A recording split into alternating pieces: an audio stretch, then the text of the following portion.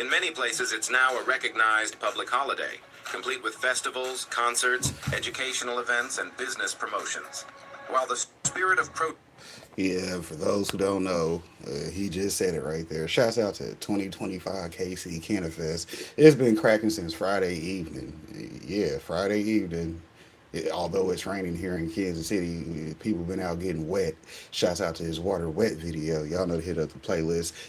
Was it in the playlist? It's in the lives playlist. So go check out the live. Anyways, yeah, it's water wet because it's been really wet here in KC this week. I already do, baby. We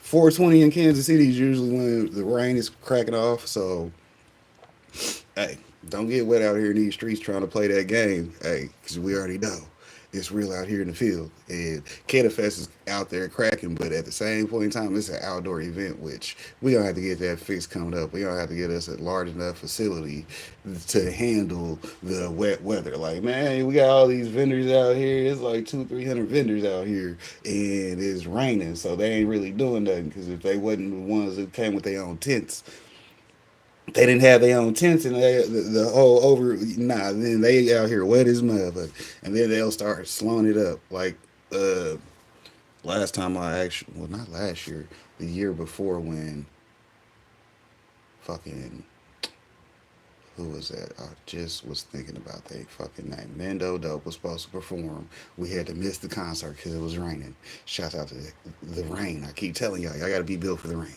Hell, because if you're out here in Kansas City, you're going to be outside, which is exactly why my ass is at home this year because it's raining outside right now.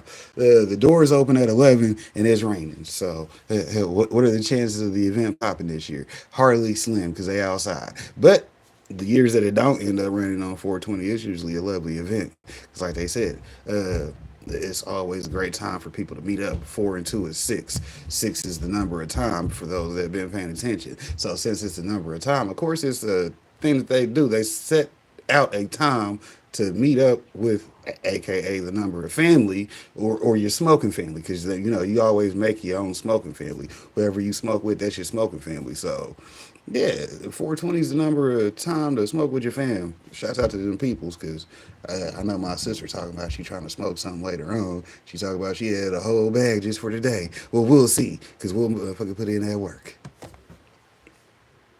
protest still remains, especially in regions where cannabis remains illegal or inaccessible. 420 has become a day of celebration and community.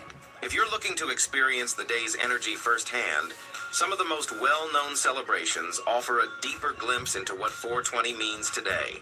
In Denver, Colorado, Civic Center Park hosts one of the largest 420 festivals in the country. Thousands gather for a full day of music, speakers, vendors, and open dialogue about cannabis culture and policy. Colorado was one of the first states to legalize cannabis, and the event reflects the progress made since then.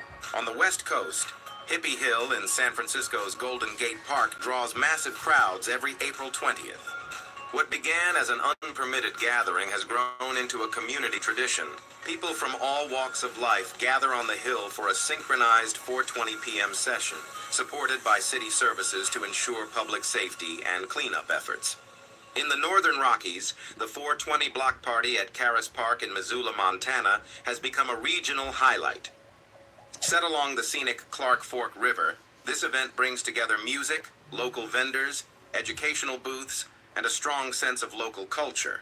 It's a community-focused celebration that highlights Montana's evolving relationship with cannabis and offers a space for dialogue, advocacy, and connection. And in Vancouver, Canada, the 420 Protest Festival continues to draw tens of thousands, even after nationwide legalization. The event maintains its focus on political reform, advocating for better policies around access, equity, and corporate responsibility. Beyond these marquee gatherings, 420 is marked by countless smaller events around ups, educational panels, cannabis-friendly wellness retreats, and more. Whether public or private, these moments are all part of the same story, a global recognition of cannabis culture, past and present. Whether you're attending a public event, sharing a quiet moment with friends, or simply reflecting on the plant's long and complex history, 420 is a day to remember where this movement began and where it's headed next.